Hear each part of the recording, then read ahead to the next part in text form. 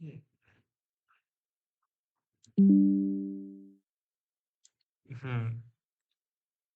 तो अच्छा, कितने लोगों को याद है कि हमने कभी बीच में अब मेजरिंग वेरिएबल्स के बारे में बात की, इसमें nominal scale, ordinal scale, interval scale या रेशियो स्केल है? किसी को याद है कभी हमने बात की है इसके बारे में कि नहीं?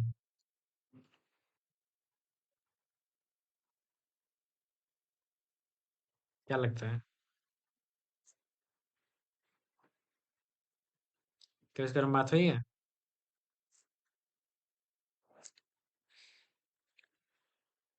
चलिए, आप लोग को हाँ, नहीं। बात किए थे। कब कब? इसमें कुछ दिन पहले किसी कक्षा में तो ज़रूर किए थे। टीचिंग एप्टीट्यूड की क्लास में हमने इसके ऊपर बात की थी। ठीक है। जिसमें हम लोग बार बार ट्रू जीरो पॉइंट की बात कर रहे थे। ठीक है, कि जीरो के नीचे नहीं जा सकता, इस प्रकार का। हमने इसके बारे में काफी देर एक बात की थी। मैं आपको, अगर आप लोग को इसको ना याद हो, मैं आज एक वीडियो इसकी भेज दूंगा, ठीक है, जिसमें इस पे क्लास ली थी हमने, जो स्केल्स के बारे में था। ठीक है। और हाँ, आज हम लोग बात करेंगे मेनली सैम्पलिंग टाइप्स के बारे में। ठीक है। अब सैम्पलिंग आप इसको लिख सकते हैं, और सैम्पलिंग जो है ये आपकी जो रिसर्च की जितनी परीक्षाएं होती हैं उसके लिए बहुत जरूरी है, जिससे अधिकतर प्रश्न आते रहते हैं। ठीक है। तो पहले हम कुछ रिसर्च एथिक्स के बारे में बात करते हैं। ठीक है। पहले देखिए, रिसर्च एथिक्स जो है या प्रिंसिपल्स हैं, इसको आप लिखिए मत, ये समझ जाइए कि क्या ऑनेस्टी है, कि भाई आपको ईमानदार रहना है रिसर्च करते समय। ऑब्जेक्टिविटी मतलब वस्तुनिष्ठता रखनी है, मतलब क्या है ऑब्जेक्ट? अच्छा, आप वस्तुनिष्ठ मतलब आप जानते हैं कि वस्तुनिष्ठ और व्यक्तिनिष्ठ दो शब्द होते हैं। और आज सच खान ने सुना भी था सुबह सुबह कि क्या क्या होता है वस्तुनिष्ठ और व्यक्तिनिष्ठ। तो वस्तुनिष्ठ मतलब क्या है कि सबके लिए एक हो, मतलब आपकी व्यक्तिनिष्ठता मतलब आप अपनी नजर से मत उसको बताइए, आप अनबायस्ड रहिए, किसी की ओर झुकाव अगर आपका है किसी एक के प्रति, या आप रिसर्च कर रहे हैं अपने प्री कवि पे, तो केवल उसकी तारीफ मत करते रहिए, कुछ कमियां हो तो उसको बताइए। मतलब आप ऑब्जेक्टिविटी मतलब होता है कि आप अनबायस्ड रहें, ऑब्जेक्टिव होना मतलब होता है अनबायस्ड होना। उसके बाद क्या है कि आपको केयरफुलनेस आपको रखनी है। ठीक है। और क्या कहना है, ओपननेस रखनी है भाई, कि मतलब जो विचार आपको मिलते हैं। अच्छा, आप में से कोई ये बता कि दृढ़ता कैसी चीज है? दृढ़ता जिसे कहते हैं, दृढ़ता कैसी? दृढ़ता कैसी चीज है? अच्छी चीज है कि बुरी चीज है? ये अच्छी भी हो सकती है, बुरी भी हो सकती है। बुरी कैसे होगी? यदि किसी जिससे किसी चीज़ का हाँ किसी को हानि हो, वो पक्ष लेकर यदि कोई व्यक्ति कुछ हाँ। करते जाता है, तो किसी का हाँ। हानि हो सकता है। हाँ, ये भी सही है। और एक चीज ये भी देखिए ना, कि दृढ़ता जो है हमको कहीं न कहीं अब हम यहाँ पढ़ाई को लेके, आपके जेआरएफ के लक्ष्य को लेके दृढ़ता की बात नहीं कर रहे हैं। अगर आप अपने विचारधाराओं में दृढ़ हो जाएंगे ना, यहाँ ओपननेस का मतलब क्या, खुलने का विचार। अब बंधना क्या होता है, आपने ये बात मान ली कि भाई केशव दास के पास कब हृदय नहीं था, क्योंकि शुक्ल जी ने कह दिया। अब आप इस बात के लिए आप दृढ़ हो जाएंगे ना, आपकी सोचने की शक्ति कम हो जाएगी।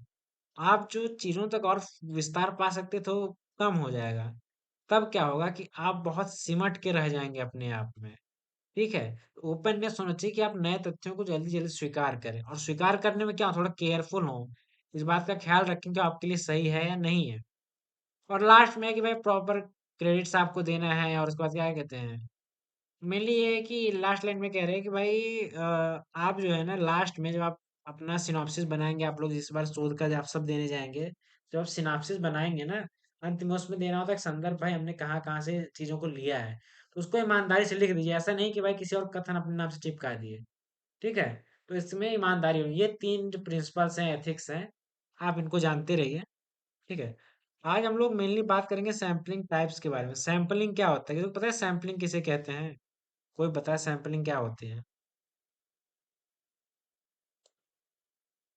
पूजा, सैम्पलिंग क्या होती है?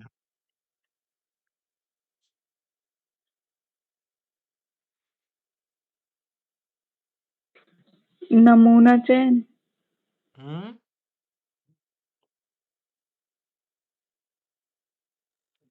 हाँ, मतलब हिंदी नहीं मतलब इसका, आप बताइए होता क्या हो सकता है ये? सैम्पलिंग होती क्या होगी? मतलब जब गिने चुने लोगों पे हम सर्वे करते हैं।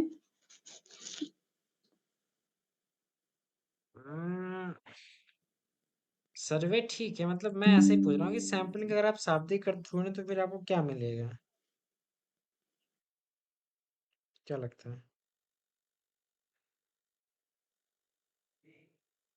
पहले जो रिसर्च हमको हाइपोथेसिस जो बनाना है, तो उसके पहले हम एक सैंपल तैयार करेंगे ना कि हमको ये चीज़ें लेनी है और एक छोटा-सा डाटा तैयार करके पहले उस पे ट्राई करेंगे कि मतलब होता है ना कि छोटा-सा रिसर्च करेंगे, उसको आई थिंक सैंपलिंग बोलते हैं। हाँ, वो एक कक्षा नमूना छोट वही होता है, ठीक है। तो फिर क्या होता है कि जो सैंपलिंग होती है ना रिसर्च में, जैसे कि हम लोग जानते हैं कि भाई क्या होता है कि वही ना एक बड़ी, आप ये देखिए इसमें क्वांटिटेटिव चीजें चलेंगी, इसमें नंबर है, यहाँ क्वालिटेटिव नहीं क्वांटिटेटिव चीजें चलेंगी, ठीक। इसमें मेन खेल नंबर का है, मतलब क्या है कि आप एक बड़े नंबर में से एक छोटा नंबर लेते हैं सैंपल के लिए, जैसे उन्होंने बोला कि नमूना, तो हाँ, तो वंदना और पूजा दोनों से बताया कि आप एक सैंपल लेते हैं। वो सैंपल क्या है, बड़े उसमें है, ठीक, क्योंकि आप सबको तो नहीं शामिल कर सकते। अगर आपको शिक्षा पे किसी रिसर्च करना है, कौन कितना पढ़ा है, तो आप कितने लोग को अधिक से अधिक ले सकते हैं, 1000 लोग, 10,000 लोग, 20,000 लोग, 50,000 लोग, और आप कई करोड़ों को तो नहीं ले सकते हैं, क्योंकि आपकी भी एक सीमा है। तो इसीलिए सैंपलिंग आती है। सैंपलिंग दो प्रकार की होती है, एक होता है प्रोबेबिलिटी, एक होता है नॉन प्रोबेबिलिटी, ठीक है। प्रोबेबिलिटी इसको हम लोग प्रायिकता भी कहते हैं, ठीक है, फिर इसको हम अंग्रेजी में ही समझेंगे। प्रोबेबिलिटी सैंपलिंग क्या होती है, देखिए, तो सबसे पहला प्रकार प्रोबेबिलिटी सैंपलिंग का आता है, तो आपको ये चीज याद रखनी है ना कि प्रोबेबिलिटी मतलब क्या होता है। प्रोबेबिलिटी होती है कि प्रायिकता, या प्रोबेबिलिटी हम कहते हैं ना कि यार मेरे होने की प्रोबेबिलिटी है, मतलब चांस है एक, ठीक है। मतलब यहाँ select random number of population तो होता है, ठीक है, रैंडम नंबर पॉपुलेशन के आप चुनते हैं, लेकिन इसकी विशेषता क्या है ना कि every members to have equal opportunities, मतलब उसमें हर एक व्यक्ति को एक क्या कहते हैं मौका रहता है, ठीक है, कि वो आ सकता है। अभी हम टाइप्स की बात नहीं कर रहे हैं, हम रैंडम सैंपलिंग की बात नहीं कर रहे हैं या किसी चीज की, अभी हम बात कर रहे हैं कि प्रोबेबिलिटी सैंपलिंग क्या होती है। मतलब उसमें कोई भी आ सकता है, सबके पास एक मौका होता है कि हाँ वो आ सकता है, ठीक है। मतलब ये है कि अगर मैं प्रोबेबिलिटी सैंपलिंग कर रहा हूँ, ठीक है, तो अभी आप में से लगभग 8-9 लोग हैं, उसमें से मैं किसी को भी चुन सकता हूँ, इसमें सबकी प्रायिकता है, कोई मेरे लिए एक विशेष नहीं होगा कि उसके पास कुछ अधिक ये है, उसके पास नहीं, मेरे लिए सब एक एक समान होंगे। तब यहाँ आती है प्रोबेबिलिटी सैंपलिंग, इसको प्रायिकता कहते हैं। मतलब आप उसमें से किसी को भी चुन सकते हैं। तो देखिए आप हेडिंग डालिएगा सैम्पलिंग टाइप्स के नीचे, आप लिखिएगा प्रोबेबिलिटी सैंपलिंग, उसमें पहला टाइप है सिंपल रैंडम सैंपलिंग। इसको आप इसलिए याद रखिएगा क्योंकि ये आरईटी में बहुत पूछता है, ठीक है। अगर आप आरईटी का पेपर देखेंगे तो कौन सा सैंपलिंग इधर पूछा था, शायद सिंपल रैंडम ही पूछा था, ठीक है। सबसे पहले आता है सिंपल रैंडम सैंपलिंग। अब सबको मौका मिलने की बात है। जो सिंपल रैंडम सैंपलिंग होती है बहुत आसान होती है, मतलब क्या, वो कहती है कि भाई अगर आपके पास 100 लोग हैं, ठीक है, उसमें से पहले 10 लोग हो गए, बस यही रैंडम है। मतलब एक क्लास में आप गए, आपके सामने 20 बच्चे बैठे हैं, तो आप कह रहे हैं आगे जो 5 बच्चे हैं आ जाएं। जो आपने आगे से 5 कहा ना, जो विशेष आगे से 5 कहे, इसको सिंपल रैंडम सैंपलिंग, मतलब ये है कि आपने उसको एक सिस्टम में नहीं बांटा है कि भाई यही आने हैं। आपने सामने से देखे 5 आपने उठा लिए, ठीक है। ये सिंपल रैंडम सैंपलिंग है। जो सिस्टमैटिक रैंडम सैंपलिंग है वो क्या कहती है, सिस्टमैटिक सिस्टम है, जैसे कि आपके सामने 100 बच्चे हैं, उसमें आपको 10वां, मतलब 10-10 के अंतराल पे चुनना है, मतलब हर 10वां बच्चा चुनना है, तो मतलब 10वां चुनेंगे, 20वां चुनेंगे, 30वां चुनेंगे। तो ये है सिस्टमैटिक रैंडम। जैसे मैंने यहाँ पत्ता लिखा, मान लो 100 ताश के पत्ते हैं, जो उसके बाद जो ताश के पत्ते हैं उसमें आप क्या कर रहे हैं, 100 में से आपने पहले 10 पत्ते चुन लिए, ठीक है, मतलब आपने क्रम से, मतलब उसमें कुछ ऐसा नियम नहीं लगाया, आपने ऊपर से जो 10 दिखे आपने उठा लिए, ठीक। ये सिंपल रैंडम सैंपलिंग है। सिस्टमैटिक क्या होता है आपको पता है, सिस्टमैटिक एक क्रम होता है। अब आप किस चीज का क्रम, मतलब 100 में से हम पहले हर 10वां पत्ता उठाएंगे भाई, ठीक है। किसी के मन में ये सिंपल रैंडम सैंपलिंग या सिस्टमैटिक रैंडम सैंपलिंग के लिए कुछ प्रश्न है क्या? किसी के मन में कुछ आ रहा हो तो पूछ ले जल्दी से।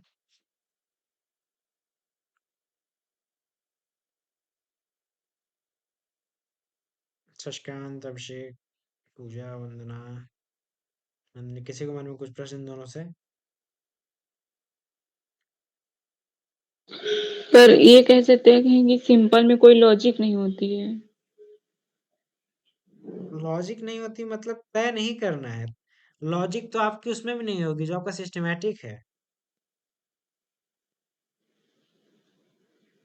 तो उसमें तो हर 10 को चुना ही जाएगा ना। हाँ, तो इसमें लॉजिक थोड़ी है ये। ये भी तो एक सैम्पलिंग ही है ना, प्रोबेबिलिटी मतलब उसमें भी आ सकते हैं। जैसे कि आप दोनों में आपको मुख्यतः क्या फर्क दिखता है वंदना जी? दोनों में अगर आप फर्क देखना चाहो तो?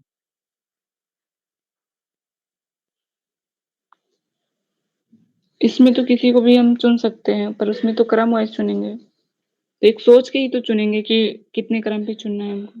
नहीं नहीं नहीं नहीं नहीं नहीं, सोचोगी तो नॉन प्रोबेबिलिटी, प्रोबेबिलिटी का कहना ये है कि सबको मौका मिलता है, सबको मौका तब मिलेगा जब आप सोचेंगे नहीं। समझिए, जैसे अगर तुम सोचने लगी ना, उसके बारे में आगे बात करेंगे, सोचने से क्या होता है, ये बिना सोचे वाला है। कि आप जैसे मैंने क्या बोला, आप क्लास अच्छा। में आए, आपने क्या कहा ये तो कि आज। लिखा हम्म, बोलिए बोलिए। इसमें तो रैंडम लिखा ही है ना, सिंपल रैंडम, मतलब सिंपली हम रैंडमली 10 लोग को ले लिए। अगर हम्म, सिस्टमैटिक है तो उसमें हर 10वें, हाँ तो वो भी फिर कोई रैंडम ही। फिक्स नहीं है कि किसको लेना है, लेकिन हर 10वें को लेना है या फिर हाँ तो वो भी रैंडम चलेगा ना, मतलब ये है कि रैंक की इसमें बात है। इसमें से आप जिसको चुन रहे हैं, आप उसके बारे में कुछ जानते नहीं अधिकतर इस समय पे। एक शिक्षक अधिक से अधिक कितने लोगों को जान सकता है? तो आप चाहे स्टार्टिंग के 10 ले लें, चाहे हर 10वां ले लें, बात वही होती है। ठीक है? तो मतलब इन दोनों, आप देखो ऐसे लॉजिक नहीं है। रैंडम मतलब क्या होता है, आप भी समझते हैं ना कि रैंडम मतलब होता है भाई कोई भी, कुछ भी। तो ऐसा नहीं कहेंगे दोनों भाई, दोनों बहुत लॉजिक दोनों में नहीं है। लॉजिक हमको दिखेगा नॉन प्रोबेबिलिटी में। क्यों? क्योंकि आप उसमें किसी एक गिने चुने विशेष को लेंगे। ठीक है? तो जो प्रोबेबिलिटी सैंपलिंग है, उसमें आप क्या करते हैं कि आप किसी को चुनते हैं। और दोनों में फर्क इसलिए किया जाता है ना, कि अगर इसमें फर्क ना किया तो फिर सिस्टमेटिक की कोई वैल्यू नहीं होगी। सिस्टमेटिक की वैल्यू क्यों है? क्योंकि आपने कंडीशन लगा दी कि भाई हम हर 10वां पत्ता ही चुनेंगे। जैसे मान लीजिए आप क्लास में गए, ठीक है, अधिकतर क्या होता है, कोई टीचर या कभी कोई गाइड आता है या कोई भी ऐसे चेक करने आता है क्या पढ़ाई हो रही है क्या नहीं हो रही है, वो किसी बच्चे को उठाता है ना। हो सकता है आगे के 10 बच्चों को उठा दे, और हो सकता है कि भाई उसको लगे नहीं, दो सीट छोड़ के हम उस बच्चे को उठाएंगे। तो इसका इसलिए इसको रखा गया है रिसर्च में ना, कि आप इसमें दो कोई भी तरीका चुन सकते हैं। क्यों? क्योंकि अगर मान लीजिए यहाँ पे एक कॉलेज में 10 बच्चे पढ़ते हैं, कॉलेज के बारे में आपको जानना है। हो सकता है कि आपको जो पहले 10 लड़के मिले, आप उनसे उनसे पूछ लीजिए भाई कॉलेज का क्या सीन है, कैसे पढ़ाई होती है। या आप क्या करेंगे कि हर 4-5 लड़के के बाद जो लड़का मिलेगा सिस्टमेटिक रूप से, 5 के बाद एक मिला, 5 के बाद एक, उससे पूछ लें। तो ये भी तरीका एक हो सकता है सैंपलिंग का। ठीक है? और दोनों में आप लॉजिक नहीं लगाते, दोनों आपके ऊपर है कि आप किसको चुनते हैं। ठीक है? अभी अभी हम इसमें फिर आएंगे, रुकिए, आप कंफ्यूज मत होइए। देखिए, अब ये आता है स्ट्रैटाफाइड रैंडम सैंपलिंग और क्लस्टर सैंपलिंग। ये दोनों ज़्यादा इसमें इंपॉर्टेंट है अभी परीक्षा के दृष्टिकोण से, क्योंकि इससे प्रश्न भी थोड़े कम आ रहे हैं। और ये थोड़ा सा कह सकते हैं कि कठिन है। कठिन नहीं, ठीक है। देखिए, जो स्ट्रैटा होता है ना, इसको क्या कहते हैं, ये हेट्रोजेनस होता है। मतलब ये, जैसे कि एक स्ट्रैटा क्या होगा, ये होता है कि एक बड़ी पॉपुलेशन है, आपने उसमें एक सब ग्रुप बनाया है, जिसको स्ट्रैटा कहते हैं। ठीक है? और रैंडमली है ये। ठीक है? आप रैंडमली सिलेक्ट कर रहे हैं। अब आप रैंडमली सिलेक्ट करेंगे, चाहे क्या कहते हैं, हर 10वें को चुन लें, पहले 10 को चुन लें, वो आपके ऊपर है। लेकिन इसमें स्ट्रैटा मतलब क्या होता है? स्ट्रैटा मतलब होता है सब ग्रुप्स। मैंने यहाँ लिखा होगा, हाँ। अब इसलिए सब ग्रुप्स होते हैं। स्ट्रैटा मतलब ये होता है कि आपके पास एक बड़ी जनसंख्या है, उसमें से आपने कुछ को चुना। जैसे बार बार वही एग्जांपल, चावल बन रहा है, आपने उसमें से एक चम्मच चावल निकाला, एक सब ग्रुप बनाया कि चावल कैसा है, तो इसको स्ट्रैटा कहेंगे। ठीक है? तो यही स्ट्रैटा जो है ना, यही आपको दिखाता है कि भाई हाँ, ऐसे ऐसे हुआ, तो ये स्ट्रैटाफाइड रैंडम। स्ट्रैटाफाइड क्यों है? क्योंकि अभी तक जो हम देख रहे थे ना, यहाँ हमने कोई सब ग्रुप नहीं बनाया। यहाँ हमने लिखे 100 लोग, हमने 10 को चुन लिया। यहाँ सिस्टम ने हर 10 को चुन लिया। लेकिन अब क्या है ना, यहाँ बहुत ज्यादा पॉपुलेशन, यहाँ संख्या बहुत बढ़ गई है। अब 100-200 नहीं, अब बहुत हजार हो गए हैं। ठीक है? अब हजारों हो गए, फिर क्या करेंगे आप 1000 में से 500 चुनेंगे, 100 चुनेंगे। तो सब ग्रुप 100 का बनाएंगे ना, तो उसमें से आप रैंडम सैंपलिंग करेंगे कि भाई हम पहले 10 को उठा लें कि हर 10वें को उठाएं। ठीक है? ये आपके ऊपर है। जो एक ग्रुप बनाया जाता है उसको स्ट्रेटाफाइड, उसे मिलता जुलता क्लस्टर सैंपलिंग है। क्लस्टर जो ग्रुप पहले से बने हैं भाई, इसमें आपको बनाना नहीं, ये ग्रुप पहले से बने हैं। जैसे शहर के लोग, मोहल्ले में से आपको रिसर्च करना है, आपने कक्षा में शहर के लोगों से पूछा कि भाई शहर के लोग कौन कौन है, तो आप ये बताइए, आप में से कोई भी मैं कहूँ कि शहर के लोगों को आपको जबरदस्ती बनाना पड़े कि शहर के लोग पहले से होंगे उस कक्षा में, क्या कहेंगे आप?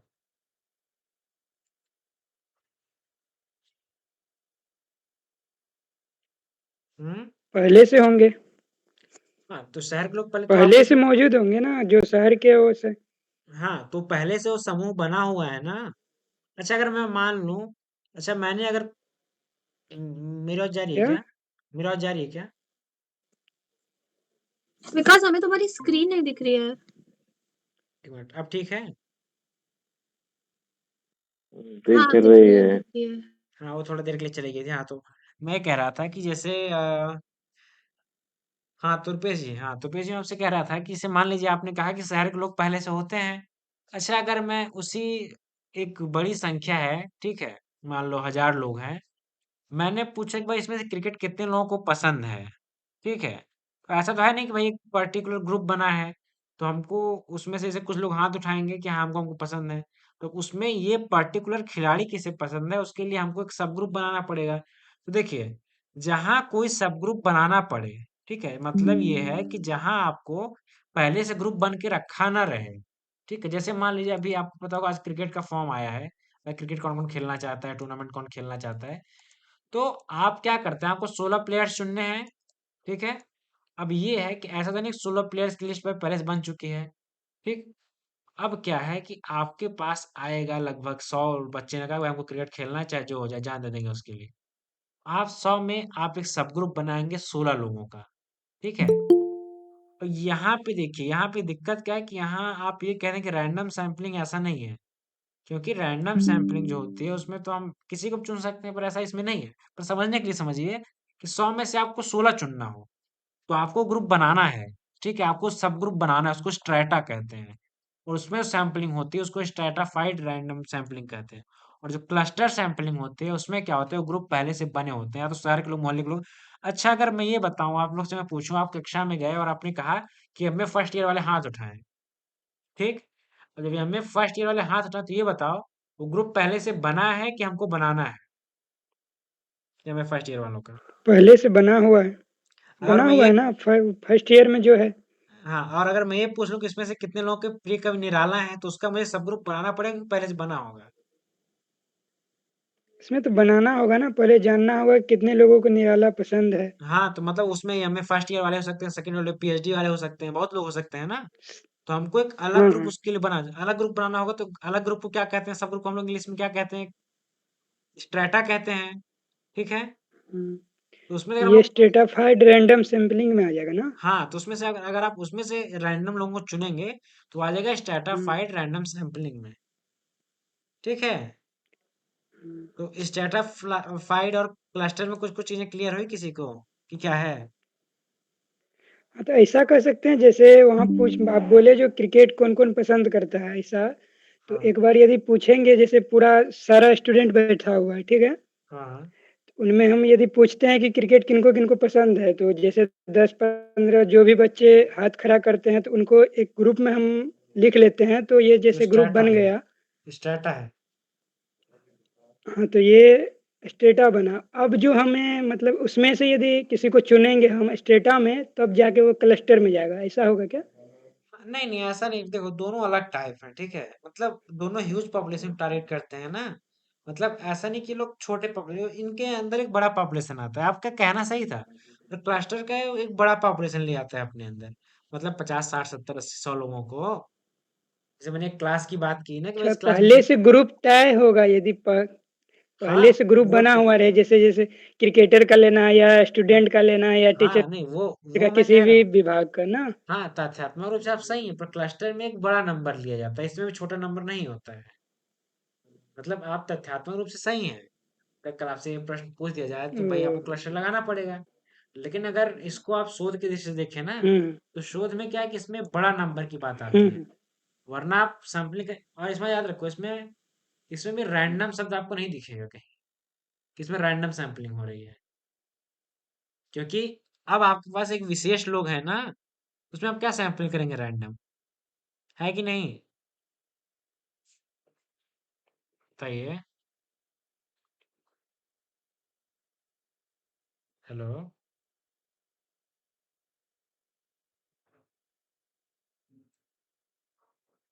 हेलो रुपेश जी। हाँ, हाँ, आवाज़ आ रही है। अब क्या पूछे? कहना मतलब कि क्लस्टर में आपने जो कहा वो सही है, ठीक है, जो ग्रुप पहले से बने, लेकिन क्या है कि इसमें थोड़े बड़ी जनसंख्या ली जाती है, ठीक है, तो इसमें कम लोगों को नहीं रखते हैं हाँ, जल्दी, हाँ, तो इसके लिए, ठीक है, तो ठीक। अभी हम लोग इस पे फिर आएंगे, पहले एक बार बात करें नॉन प्रोबेबिलिटी सैम्पलिंग की। अब नाम से नॉन प्रोबेबिलिटी, हमने प्रोबेबिलिटी में क्या पढ़ा था कि इसमें जो है किसी को भी चुनने का मौका होता है कि भाई कोई भी आ सकता है, जबकि नॉन प्रोबेबिलिटी ऐसा नहीं करती है। नॉन प्रोबेबिलिटी में भाई है कि कुछ नो इक्वल अपॉर्चुनिटी, मतलब इसमें इक्वल अपॉर्चुनिटीज नहीं दी जाती हैं, ठीक है। ये भी चीजें रैंडम तो चल सकती हैं, पर भाई ये उतनी रैंडम नहीं होती हैं, ठीक है। कहने के लिए रैंडमली लोग कहते हैं, पर रैंडमली मुझे नहीं लगता कि होती है, इसलिए मैंने एक लाइन कही थी, मुझे नहीं लगता कि रैंडमली होती हैं। जैसे मैं बात करता हूँ, ठीक है, इसके आप टाइप्स बस याद रखना, क्योंकि टाइप्स बहुत ज्यादा इंपॉर्टेंट है इसके, कि भाई क्या क्या नाम है और क्या क्या यूज है। इसका पहले होता है कन्वीनियंस सैम्पलिंग, जिसको भाई नेट जीआरएफ में भर भर के पूछा जाता है। तो होता है भाई कन्वीनियंस के हिसाब से। प्रश्न क्या बनता है कि अगर एक रिसर्चर जो है वो एक कक्षा में एक अपनी सुविधा अनुसार एक स्कूल में जाके शोध करना चाहता है, तो किस प्रकार की सैम्पलिंग है, प्रोबेबिलिटी की, नॉन प्रोबेबिलिटी, आपको उसमें नॉन प्रोबेबिलिटी, और उसमें भी कौन सी, कन्वीनियंस, मतलब अपने सुविधा के अनुसार, ठीक है। मतलब ये है कि हमको भाई देश में क्या चल रहा है इसके पे रिसर्च करना है, तो हम बड़े पॉपुलेशन के पास नहीं जाएंगे, आस पास कोई घेर लिए भाई कन्वीनियंस के हिसाब से, भाई यहाँ ये लड़का है बताएगा, ठीक है ले लो, ये कन्वीनियंस कन्वीनियंस सैम्पलिंग है। उसमें अगला आता है जजमेंटल और कहते हैं परपोजिव सैम्पलिंग, ठीक है। मतलब इसमें क्या है, परपोजिव, पर्पज आपको पता है, पर्पज होता है अपना सबको, पर्पज मतलब एक काम टाइप का होता है, ठीक है। जजमेंटल इसका नाम दे दिया गया है, पर इसमें मैंने कि भाई आपको अपने काम का आदमी ढूंढना है, जैसे मैंने इसमें लिखा ड्रग एडिक्ट का है, तो मतलब इसमें क्या है ना कि आप जब इसमें सैम्पलिंग करेंगे जजमेंटल या पर्पजिव में, उसमें क्या है ना कि आपको अपना पर्पस ढूंढना है।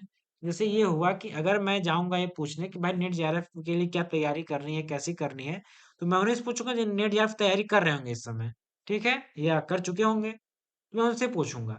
तो मैं अपने काम का वक्त ढूंढूंगा। जैसे मान लीजिए कल को जो है वंदना को या पूजा को एक मान ली कोई काम पड़ा है, जैसे मान लीजिए कि हमको कोई फॉर्म भरना है, तो हम जाके ऑफिस में पूछेंगे कि जाके किसी ऑटो वाले से पूछेंगे कि फॉर्म कैसे भरें इसको हम। मतलब आपका एक पर्पस, क्योंकि अगर रैंडम सैंपलिंग होती है आप एक बड़े में किसी को चुन लेते हैं, पर आपको एक विशेष चुनना है जो आपके काम का व्यक्ति हो। जैसे अगर आपको भाई शोध करना है कि भाई दारू पी के कौन मजा आता है या क्या होता है, तो आपको उन जो पीने वाले हैं आपको उनके पास जाना पड़ेगा, ठीक है। आपको ऐसे ही सब कोई नहीं मिल जाएगा, ऐसे कुछ लोग मिल के आपको मार के भगा दिए कि भाई क्या बोल रहा है, तो ऐसा नहीं। आपको उस काम का व्यक्ति ढूंढना ढूंढना होगा जो आपको डाटा दे सके, सब कोई नहीं दे सकता। ये अब बताओ इसमें प्रोबेबिलिटी सबके आने की प्रायिकता है कि नहीं, आप लोग बताओ, इसमें सब आ सकते हैं कि नहीं, मतलब इसमें सबको इक्वल चांस है जैसा रैंडम में दिखता था हमको, या प्रोबेबिलिटी सैंपलिंग में कि नहीं है इसमें, क्या कहेंगे आप लोग। इसमें तो नहीं होगा ना, क्योंकि जिसमें वो गुण रहेगा, जिस पर हम शोध कर रहे हैं, करना चाहते हैं, हम उन्हीं के पास सिर्फ जाएँगे क्या? हाँ हाँ सही बात है, मत करो, आपके काम का आदमी आपको ढूंढना है। इसमें कोई प्रोबेबिलिटी या किसी, जैसे हमने क्या कहा था, जैसे देखिए हमने क्या कहा था प्रोबेबिलिटी में, पहला टाइप था सिंपल रैंडम सैम्पलिंग, उसमें मैंने क्या कहा कि आपको 100 में से पहले 10 पत्ते अगर चुनने हो, तो इस जो क्रम से चुन रहे हैं उसको सिंपल रैंडम सैम्पलिंग कहेंगे। सिस्टमैटिक, नाम में सिस्टमैटिक है, मतलब हर 10वां आदमी 100 में चुन रहे हैं आप, या पत्ते में हर 10वां पत्ता चुन रहे हैं, ये सिस्टमैटिक है। तब भी इसमें किसी के भी आने के चांस है, कोई भी आ सकता है, कोई पीने वाला, ना पीने वाला, मर जाने वाला, कोई भी आ सकता है, ठीक है।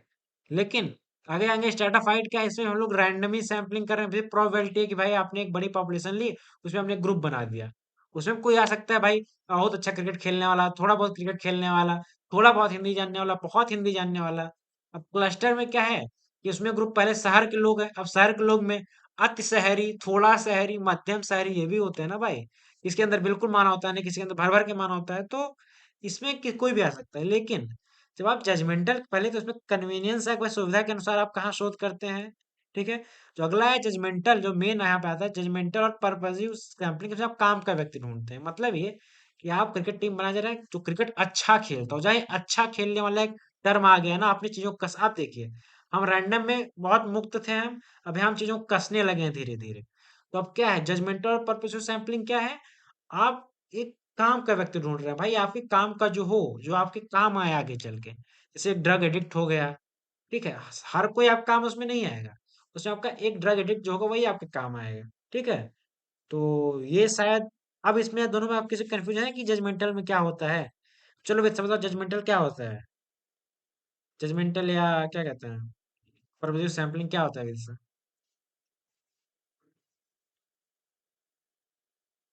जजमेंटल सैम्पलिंग में वो चूज किया जाता है ना कि मतलब एक ग्रुप ऑफ पीपल को स्पेशल तरीके से, मतलब कि अगर कोई है तो ठीक है, किसी एक पर्पस के लिए किया जा रहा है। जैसे क्या होता है कि अगर हमको इन लोगों पे सैम्पलिंग करना है, जैसे किसी का ब्लड मतलब ब्लड टाइप पे करना है, ठीक है, रिसर्च, तो हम लोग एक टाइप के ब्लड के लोगों को ढूंढेंगे। जैसे मान लो ए पॉजिटिव पे करना है तो हम लोग ए पॉजिटिव ब्लड के ग्रुप के लोगों को ढूंढेंगे, मेनली फिर याद उसके रखो कि बाद उन पे करेंगे। मेनली याद रखना है काम के व्यक्ति को अपने ढूंढना है, ठीक है? मतलब आलतू फालतू लोगों क्या को क्या नहीं। क्या? मेनली अपने काम के व्यक्ति को जो हाँ, आपके वही काम रिसर्च क्या, में अगर ए काम आए। पॉजिटिव पे करना है तो ए पॉजिटिव पे हम लोग ढूंढेंगे। ठीक ठीक सही बताइए। अब आते हैं हम रिसर्च में कुछ अंतिम पेज पे, रिसर्च जहां आपका यहाँ खत्म हो जाएगा। और आप लोग में से कुछ लोग एहसान करके मुझे रिसर्च के इस साल के जो वो हैं आपने लिया होगा यूथ का, उसकी फोटो भेज दीजिए, जिससे मैं अगली क्लास में कुछ प्रश्नों पर बात कर सकूं। नहीं तो फिर भाई आपका वो है। ठीक है। इसमें एक आता है स्नोबॉल सैंपलिंग। ठीक है। अब देखिए, अब इसमें दो चीजें हैं। अरे हो खेला हो गए, एक मिनट। अच्छा आप ये बताइए, किससे पूछूं ये बताइए, कौन एक थोड़ा कठिन प्रश्न जो बताने के लिए हैंड रेज करे उससे पूछूं मैं, जो बताना चाहता हूँ।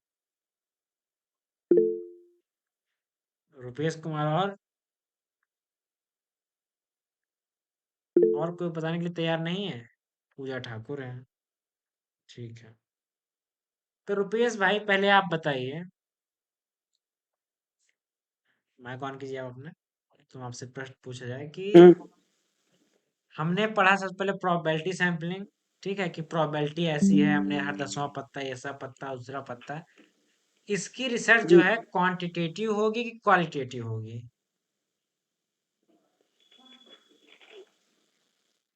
एक मतलब ये क्वांटिटेटिव होगी?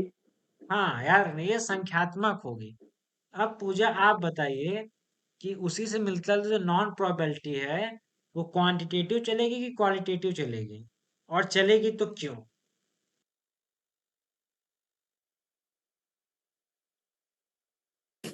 ये क्वालिटेटिव होगी। क्यों?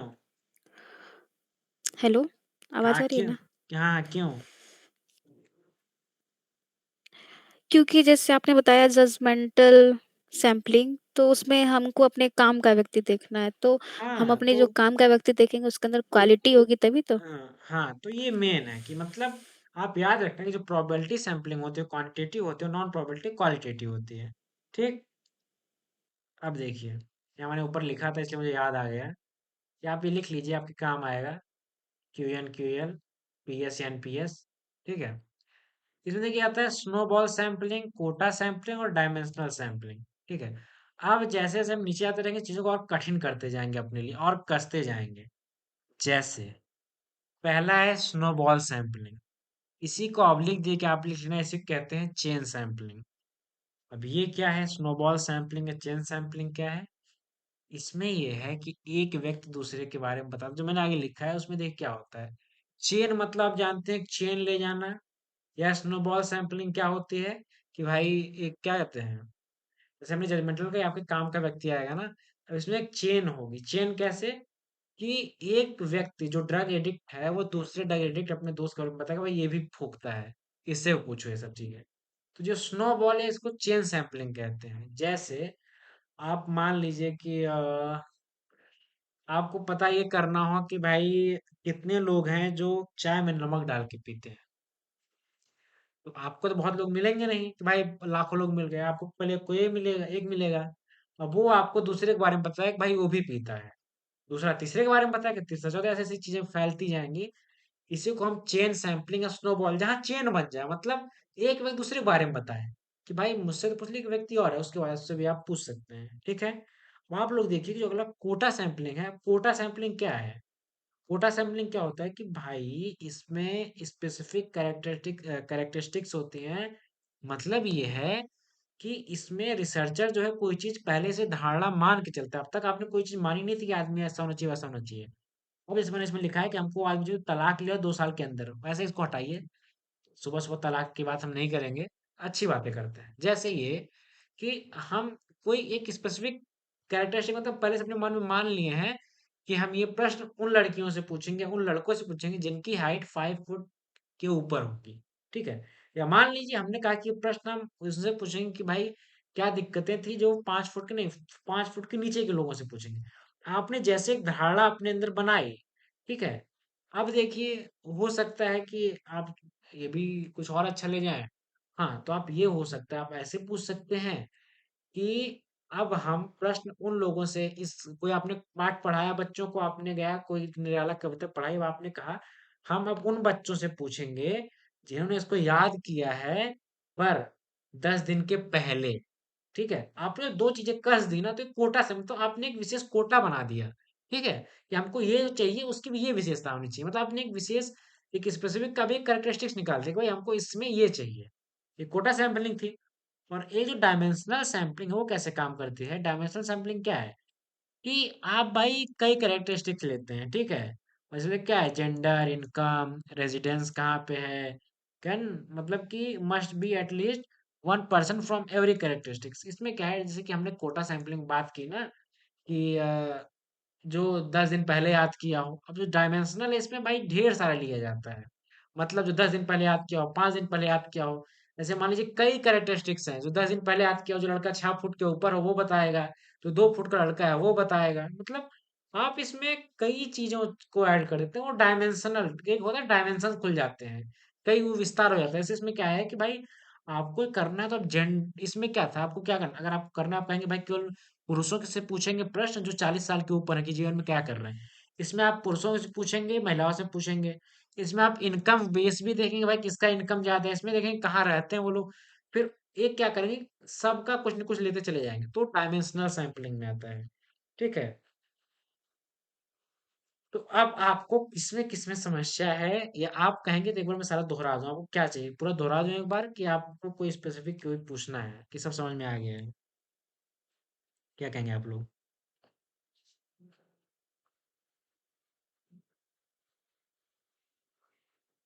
एक बार शॉर्ट में पूरा बता दोगे? ठीक है, ठीक है। तो आज एक बार हम लोग शॉर्ट में इसको जो अंतिम टॉपिक था हमारा इसको में और देख लेते हैं एक बार। ठीक है, यहाँ से शुरू था। ठीक है, शुरू ये था कि मैंने सबसे पहले एथिक्स की बात की। तो एथिक्स क्या होती है भाई, आपको ईमानदार रहना है, वस्तुनिष्ठ मतलब सबके लिए एक सा रहना है, आपको अनबायस्ड रहना है। ऑब्जेक्टिव मतलब अनबायस्ड मैंने बोला ही था। आपको केयरफुल रहना है और आप खुद को खोल कर किसी चीज पे दृढ़ या कट्टर नहीं हो जाना है, आपको खुला रखना है अपने विचारों को। आपको जिससे आप चीजों को ले रहे हैं उसको प्रॉपर क्रेडिट्स देने हैं। ठीक है, अब हम लोग ने उसके बाद सैम्पलिंग टाइप्स के बारे में जाना कि सैम्पलिंग क्या है, कि दो प्रकार की होती है, प्रोबेबिलिटी, एक नॉन प्रोबेबिलिटी।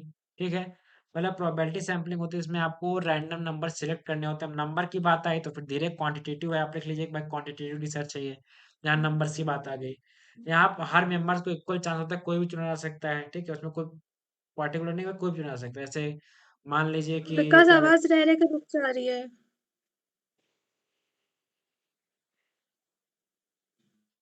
हेलो,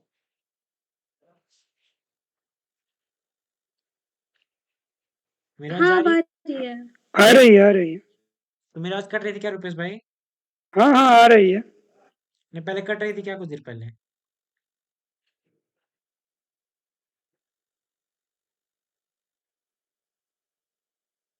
वैसे मेरी आवाज जा रही है ना?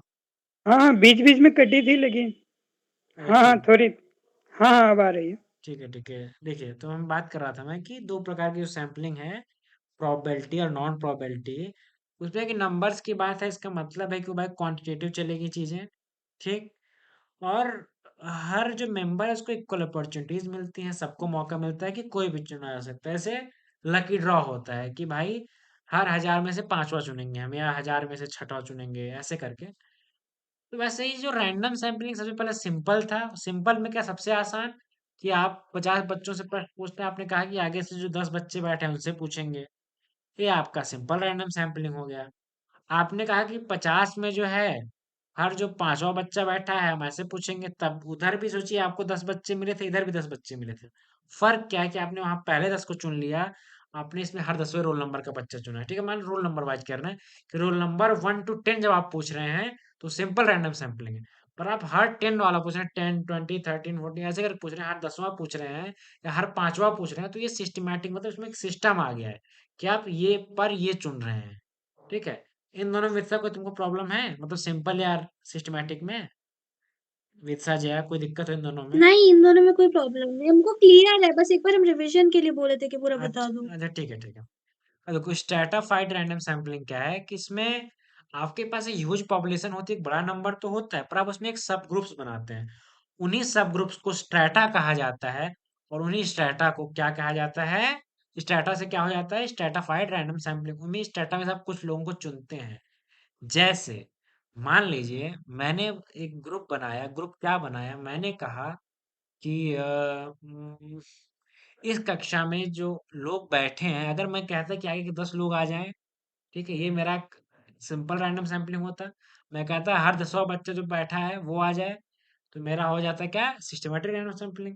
अब मैं ये कह रहा हूँ कि मैंने एक सब ग्रुप बना लिए, एक पहले से बड़ी पॉपुलेशन थी, मैंने ये कह दिया कि भाई इसमें से जितने लोग लड़के बाएं बैठे हैं बाएं साइड ना, वो सारे इधर आ जाए, एक ग्रुप में आ जाए।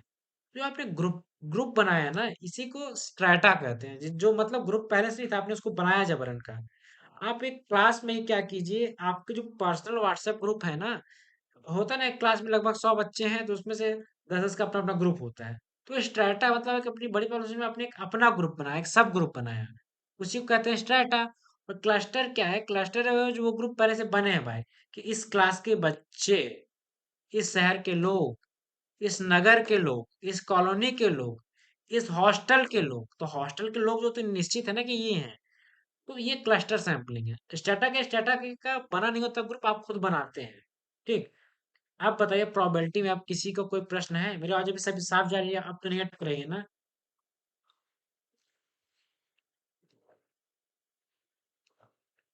हेलो।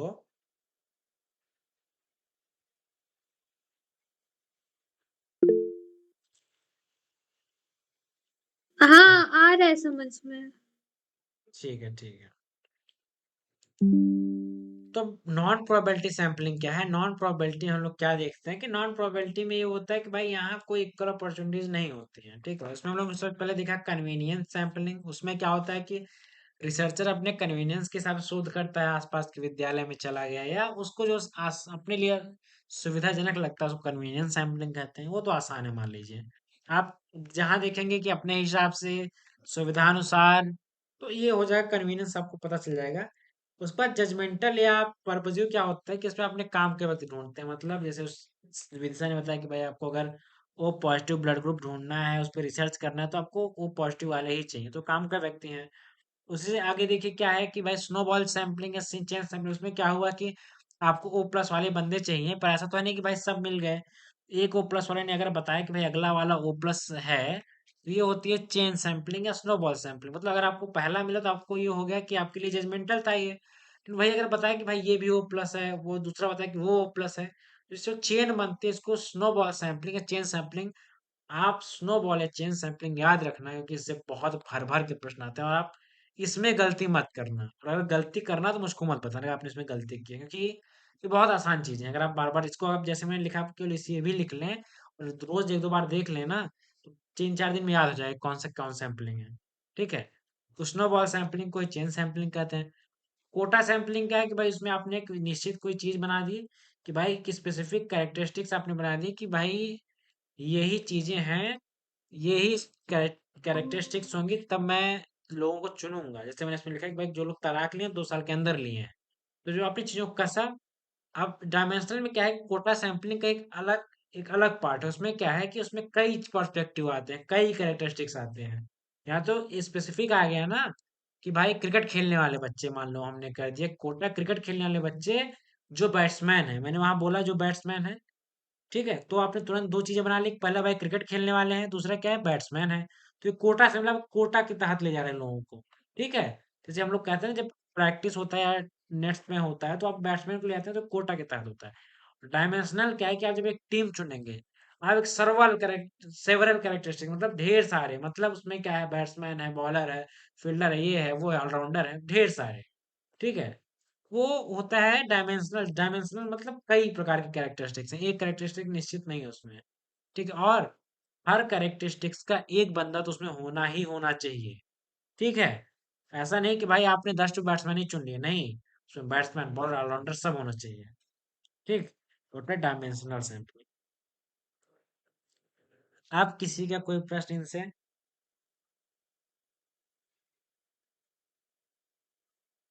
नहीं, क्लियर हो गया पूरा पूरा। अच्छा, अभी इसमें से किसी दिनों को और समझ में नहीं आया है?